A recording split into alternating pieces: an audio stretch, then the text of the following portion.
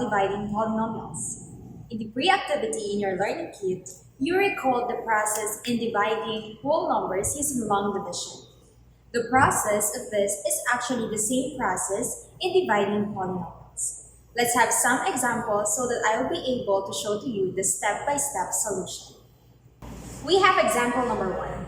Divide 3x squared minus 2x minus 4 by x minus 3. So the first thing to do here is to identify your dividend and your divisor. So your dividend is 3x squared minus 2x minus 4, and your divisor is x minus 3. Now, we have to rewrite it in descending powers of x. As you can see, this is already in standard form, 3x squared minus 2x minus 4. So the next thing to do is to divide the first term of your dividend to the first term of your divisor. That is 3x squared divided by x. The answer is 3x. You have to write it above negative 2x. And then next we have 3x to be multiplied to the terms of the divisor. So 3x times x, that is 3x squared. And then 3x times negative 3, that is negative 9x. And then we proceed to subtraction. So 3x squared minus 3x squared, that is 0. So negative 2x minus negative 9x, that is 7x. And then you have to bring down 10. And then we repeat the same process. 7x divided by x, that is positive 7. So 7 times x, that is 7x. And 7 times negative 3, that is negative 21. Again, we proceed to subtraction. 7x minus 7x, that is 0. Then negative 4 minus negative 21 is 17. Since we cannot divide 17 by x anymore, 17 will be our remainder. Thus, the quotient is 3x plus 7. This is your quotient. And the remainder is 17.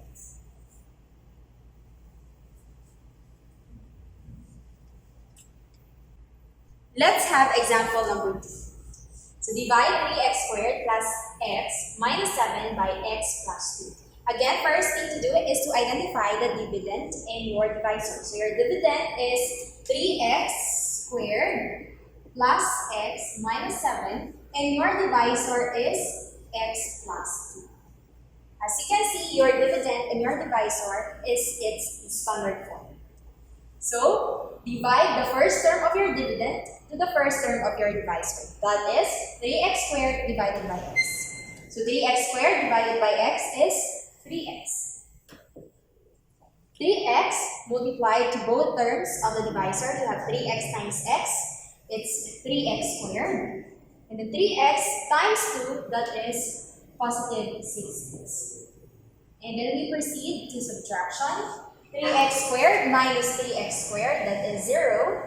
And then you have x minus 6x, that is negative 5x. And then you have to bring down 7. So negative 5x divided by x, that is negative 5. And then 5 times x, that is, negative 5 times x, that is negative 5x. And then negative 5 times 2, that is negative 10. And then we proceed to subtraction.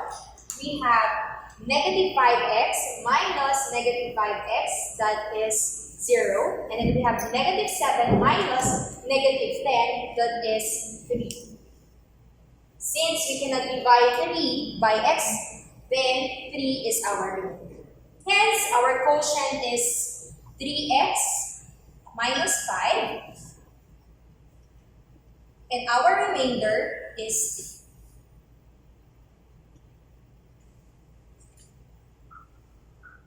3. Let's now solve for example number 2. So divide p of x is equal to 8x minus 11x squared plus x raised to 4 minus 2 by v of x, which is x minus 2. So first we have to identify our dividend and our divisor. So our p of x is our dividend and d of x is our divisor. The next thing to do is to make sure that p of x and t of x is in standard form. So, as you can see, p of x is not in standard form. So, let's make it in standard form. We have x raised to 4. And here, there is no cubic term. So, we have to insert 0.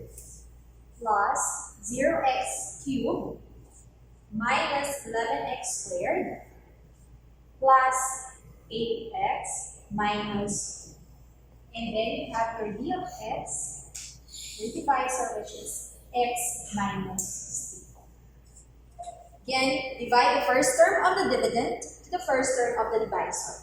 So x raised to 4 divided by x. That is x cubed. So x cubed times x, that is x raised to 4. And x cubed times negative 3, that is negative 3x. And then we proceed to subtraction. So you will have x raised to 4 minus x raised to 4, that is 0. And 0x cubed minus negative 3x cubed, that is 3x cubed. Break down negative 11x. So 3x cubed divided by x, that is positive 3x squared. And 3x squared times x, that is 3x cubed. And then 3x squared times negative 3, that is negative 9x squared. And then we proceed to subtraction. 3x cubed minus 3x cubed is 0. Negative 11x cubed minus negative 9x squared, it's negative 2x squared. And then we have to bring down 8x.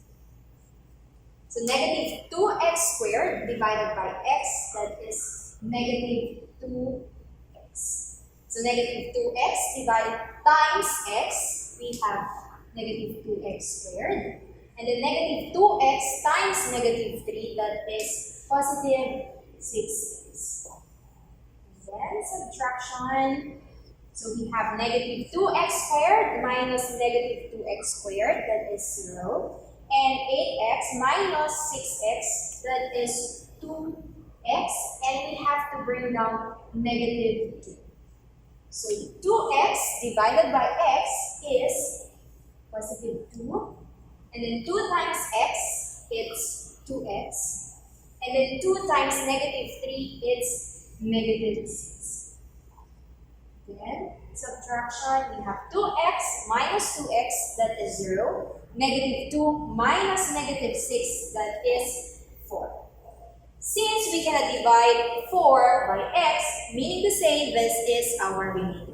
Hence, we can conclude that x cubed plus 3x squared minus 2x plus 2 is our quotient, and 4 is our remainder.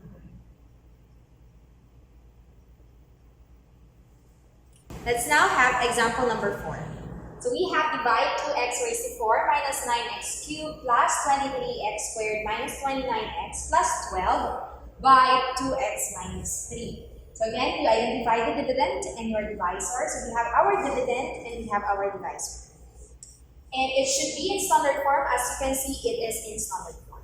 So we have 2x raised to 4 minus 9x cubed plus 23x squared minus 29x plus 12 divided by 2x minus 3. So the first thing to do is to divide the first term of your dividend to the first term of your divisor, that is 2x raised to 4 divided by 2x, and that is x cubed. And then multiply the first term of your quotient to the terms of your divisor. That is x cubed times 2x, that is 2x raised to 4, and x cubed times negative 3, that is negative 3x. And then we have subtraction. 2x raised to 4 minus 2x raised to 4, that is 0. And negative 9x cubed minus negative 3x cubed, that is negative 6x cubed. Then break down as 23x squared. Negative 6x cubed divided by 2x, that is 3x squared. Negative 3x squared. So negative 3x squared times 2x, that is negative 6x cubed. And then negative 3x squared times negative 3, that is positive 9x squared. And we proceed to subtraction. So we have negative 6x cubed minus negative 6x cubed, that is 0. 23x squared minus 9x squared, that is 14x squared. Break down 29, negative 29x. 14x squared divided by 2x, that is positive 7x. So 7x times 2x, it's 14x squared. And 7x times negative 3, it's negative 21x. We have subtraction. So 14x squared minus 14x squared, that is 0. Negative 29x minus negative 21x, that is 8x. Negative 8x. And then we bring down positive 12. So negative 8x divided by 2x, that is negative 4. And then negative 4 times 2x, that is negative 8x. And then negative 4 times negative 3, that is positive 12. So, we proceed to subtraction. Negative 8x minus negative 8x, that's 0. And then 12 minus 12, that is 0. Hence, our quotient is x cubed minus 3x squared plus 7x minus 4. And our remainder is 0.